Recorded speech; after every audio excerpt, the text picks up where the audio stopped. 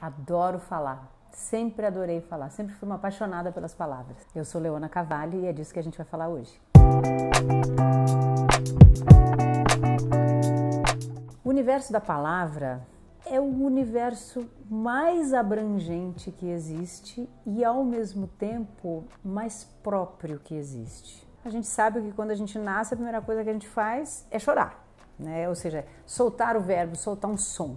Então, achar esse som nosso é uma coisa assim, crucial. Primeiro, para sabermos quem somos. Eu não sei se você sabe, mas existem pesquisas que cada DNA tem um som. Isso já é possível ser identificado.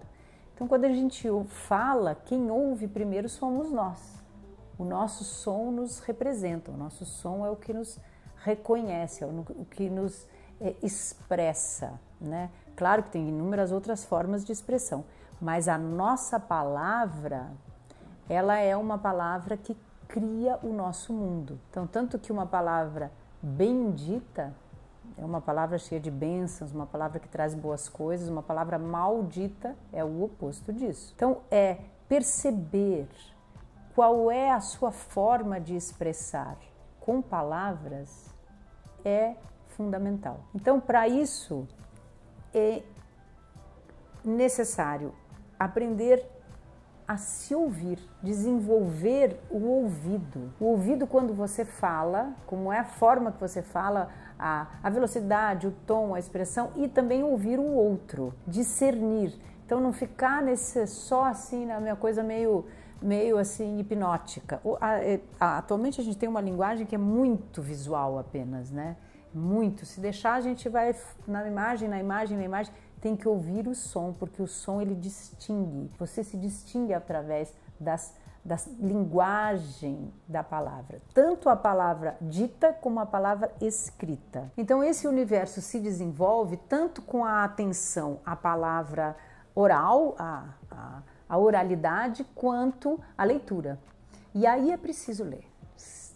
Para qualquer tipo de desenvolvimento do ser humano, da arte, é necessário ler. Por quê? Porque vocês imaginam que uma pessoa escreveu algo há séculos, há milênios atrás. Imagina o sentimento daquela pessoa que quis que aquilo fosse lido. O que a pessoa quis expressar, aquilo, o universo que está inserido ali. As culturas e culturas que se desenvolveram a partir dos escritos. Ou alguém que escreve uma peça, ou alguém que escreve um conto, que escreve um livro. A pessoa escreveu, reescreveu, pensou, repensou para expressar aquilo. Aí, quando você vai ler, aquilo faz parte de você. E é isso mesmo que o autor desejou. Você integra aquilo no seu ser. Então, é muito importante que se desenvolva o gosto pela leitura, porque o gosto pela leitura aumenta a possibilidade de abrangência do seu pensamento, do seu sonho, da sua capacidade lúdica, aumenta o seu vocabulário, a sua forma de expressão, porque às vezes você está falando, né? E sem preparar, você está falando simplesmente de um assunto. Por exemplo, eu estou falando aqui naturalmente que eu conheço esse assunto, mas eu não escrevi antes de falar para vocês. Eu estou buscando chaves aqui na minha memória, nas minhas palavras que já estão aqui. Mas para isso eu tive que ler, eu tive que me preparar. E assim é na vida. As pessoas falam assim, mas para que estudar? Para você poder ter maior ferramenta de expressão. E quanto mais ferramenta de expressão, maior é o seu crescimento. Por isso que quando a criança começa a falar, a gente fala que existe um tamanho de desenvolvimento. Quando ela começa a se responsabilizar pelas palavras, aí já é um amadurecimento. É muito importante você poder escrever sobre a sua própria história. Por exemplo, você tem um diário, você escrever, porque ali você escreve, você vê onde você está, você vê onde que você quer chegar. E é importante escrever com a sua letra. Por quê? Porque você digitar é uma coisa, mas você escrever com a sua letra, aí você já junta a sua identidade. Você junta o seu jeito de escrever, o papel, a textura do papel, aquela caneta, aquilo que você está escrevendo. Você junta a sensibilidade, o olfato, o cheiro, é uma série de coisas que vai enriquecendo todo o seu universo. E ali você é obrigado a assinar embaixo. Sabe essa história? Eu confio tanto em você que eu assino embaixo. Então eu assino embaixo, eu dou a minha palavra. Isso é uma coisa que é assim, faz toda a diferença na vida. Você ter palavra. A gente fala muito disso e atualmente está muito desgastado, né? Porque as pessoas falam à toa. Existe um desgaste muito grande das palavras que representam as coisas que são mais preciosas para nós. Por exemplo, amor, felicidade, Deus, arte, sabedoria, todas essas coisas que são princípios que realmente fazem uma vida. E as pessoas normalmente usam assim, sem nenhuma responsabilidade com aquilo que estão dizendo. Então, o que acontece? Se você está se dedicando a um ofício e a sua palavra é vazia, primeiro, ninguém vai acreditar em você. Por mais que você fale, pode até ser legal, bonito, interessante, mas crer é diferente. Ter palavra. Então, cuidado com as suas palavras. Isso, atualmente, é muito mais ainda. Porque com a palavra escrita, e a gente manda e-mail, e WhatsApp, e internet, a palavra perdeu um pouco a sua identidade. E quando o seu verbo está sem identidade, ficam palavras vazias. E aí você também não ouve. Porque blá, blá, blá, blá, blá, blá, blá, blá, blá, para você ouvir, tem que ter algo que faça sentido para você. E a sua palavra tem que fazer sentido para você, porque se você não acredita na sua palavra, quem vai acreditar? Como exercitar isso? No dia a dia. Exercita isso no dia a dia. Exercita falar com consciência. Falar só aquilo que realmente você está sentindo. Vê se você consegue fazer isso um dia inteiro. Mas tem que ter atenção, para não sair falando assim automático. Só que quando você vai falando automático, o que acontece? Você vai criando coisas automaticamente, porque a nossa palavra é criadora. O nosso verbo cria, a nossa palavra é o encontro da energia etérica, energia que está no ar, que é relacionada com a nossa emoção, com o nosso espírito, com a nossa mente, com a nossa natureza física. Ela une essas dimensões. Então, mesmo que você fale sem querer, sabe? Falei sem querer, falou. Está falado, expressou. Então, cuidado com aquilo que você expressa. Agora, como ter essa atenção, desenvolver isso sem perder a espontaneidade? Ah, sim, porque também não pode ficar toda hora pensando uma coisa travada, que o que eu vou falar, que o que eu vou dizer. Não, exatamente isso, essa possibilidade da gente falar e da gente falar em público, que isso é necessário para quem é ator e para quem não é ator. É também você aí ter atenção com o seu coração, estar presente. Porque aí também se você está presente, você está falando com o coração, você falou uma coisa que não era bem aquilo, você fala, ai gente, desculpa, falei sem querer, desculpa, não deu, corta aí, Gustavo. Cortou? Não, ele não cortou porque tudo bem, não foi necessário. Mas entende? Também tudo bem.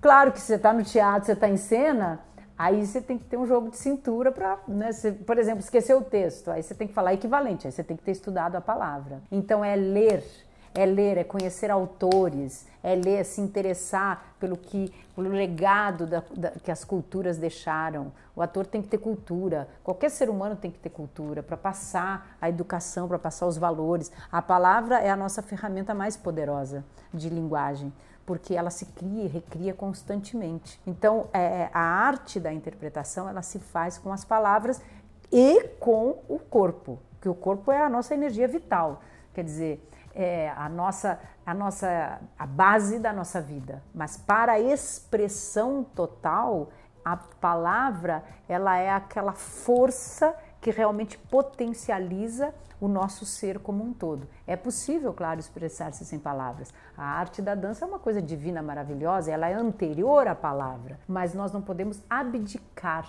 desse dom, né? A não ser que você realmente não possa se expressar em palavras. Aí a pessoa vai desenvolver toda uma linguagem de outros sentidos, uma linguagem física, uma outra linguagem. Maravilha, beleza. A mímica é uma grande linguagem, mas atuar com a palavra é o que faz a diferença e que transforma uma expressão simplesmente percebida em uma atuação de contação de história, uma atuação que abre para o universo da comunicação oral. E é dessa comunicação oral que a gente está falando nesse momento. Então, ouça a sua palavra, veja, descubra o seu tom, qual é o tom mais agradável para você, qual é aquele que você tem mais dificuldade, como é que a sua voz se expressa quando você está com raiva, quando você está com ódio, quando você está com amor, quando você está alegre, quando você está feliz, quando você está em paz, quando você está embevecido por uma beleza, quando você está com medo. Vai descobrindo os seus tons. É muito importante essa descoberta. E, ao mesmo tempo, expressa a espontaneidade. Exercita a espontaneidade. Está presente. Estou presente, estou aqui. Também se errar, errei. O que tem? Tá, vamos. Mas você está consciente de que você está expressando isso. Então, um bom exercício é você simplesmente pegar uma palavra e falar.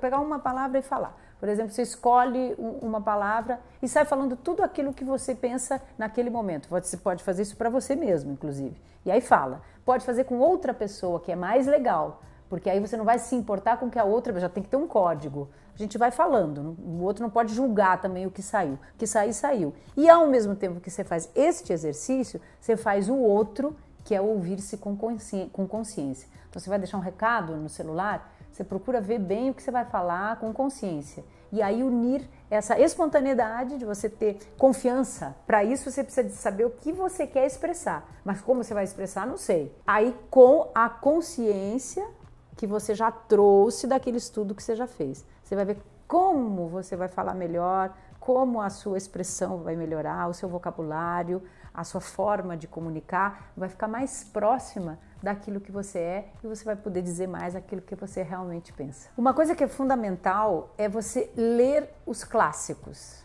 Por que os clássicos? Por que um clássico vira clássico? Você já se perguntou isso? Porque é muito amado, porque muita gente gosta em muitos tempos. Então Shakespeare, por exemplo. Por que Shakespeare é um clássico? Porque o Shakespeare tem nele todos os arquétipos não só de uma cultura, como da experiência humana. Então o Shakespeare tem príncipes, mendigos, rainhas, loucas, santas, ladrões, intrigas entre irmãos, entre famílias, apaixonados, briga de poder, assassinatos, nascimentos, filosofia, pesquisa da investigação humana. E por que ele se tornou esse clássico? Porque ele em si, ele juntou, né? Ele não só juntou toda a experiência dele, como ele ouviu muitos mitos da época, muita mitologia da época está ali. Então, ao você conhecer o Shakespeare, você conhece um pouco da história da humanidade. Na Inglaterra, não sei se você sabe, o Shakespeare é estudado nas escolas, assim como eu acho que aqui no Brasil, Nelson Rodrigues devia ser estudado nas escolas. Se você é brasileiro, conheça Nelson Rodrigues. Nelson Rodrigues, e ele é necessário. E além do mais, ele fala de uma forma assim totalmente popular ali, fala com o outro, assim. Então ele traz essa linguagem popular e o Shakespeare que traz a linguagem universal e que ao mesmo tempo nos conecta com outra cultura, com um outro tempo, né? Mesmo caso alguém esteja na Inglaterra, esteja ouvindo isso, conecta com outro tempo. Porque se você é inglês, como é que você pode imaginar que alguém na África está fazendo Shakespeare? Né? Eu decidi que eu seria atriz na Inglaterra, eu venho vendo uma peça lá, não foi uma peça de Shakespeare, mas vendo uma peça na Inglaterra. Eu fui ser atriz aqui no Brasil, mas eu tenho essa impressão que eu tive de lá de uma peça que era de uma cultura inglesa, mas para mim bateu. Ao mesmo tempo, o primeiro espetáculo que eu fiz como teatro adulto, né, porque eu estreiei quando criança, foi um monólogo de Nelson Rodrigues, A Valsa número 6, que foi uma coisa que mudou a minha vida, porque é a história de uma adolescente de 16 anos, eu tinha 16 anos na época, não foi por isso que eu escolhi, é que eu precisava de um monólogo, e é a história de da Sônia, que é essa personagem, e ela começa se perguntando, mas quem é Sônia? Sônia está aqui, está aí, está em toda parte, Sônia. E ela começa a perguntando no final que a gente vai entender que a Sônia é ela mesma que tinha acabado de morrer. Ih, contei. Leia! Mas, então, ler, simplesmente o hábito de ler, alimenta muito vários aspectos nossos e é fundamental. A Cacilda Becker, quem é a Cacilda Becker? Pelo amor de Deus, dê um Google agora se você não sabe quem é a Cacilda Becker. Eu não vou nem falar, porque eu tenho um vídeo falando só sobre ela. Aí você entra no meu vídeo depois e veja, tá bom? Cacilda Becker foi uma das maiores atrizes do Brasil. Cacilda Becker dizia que o primeiro exercício para atores e para alguém que queria ter cultura era ler os clássicos. E nesse sentido, eu acho que ela tinha toda a razão, então por isso estou falando uma dica de Cacilda, na verdade. Leia os clássicos. Leia, simplesmente leia. Por quê? Para você aumentar a sua cultura e para você ter mais ferramentas se você quer representar outras pessoas, outras culturas, outras histórias. Leia. Gostou? Então deixa o seu like aqui. A gente vai continuar falando de vários assuntos que fazem parte dos caminhos da criatividade aqui juntos. Mandem perguntas, eu vou adorar ler, saber o que vocês estão achando. Se vocês quiserem saber mais sobre algum assunto, me falem, que eu faço questão de estar aqui e responder aquilo que vocês pediram. Tá bom? Um beijo grande, até o próximo vídeo.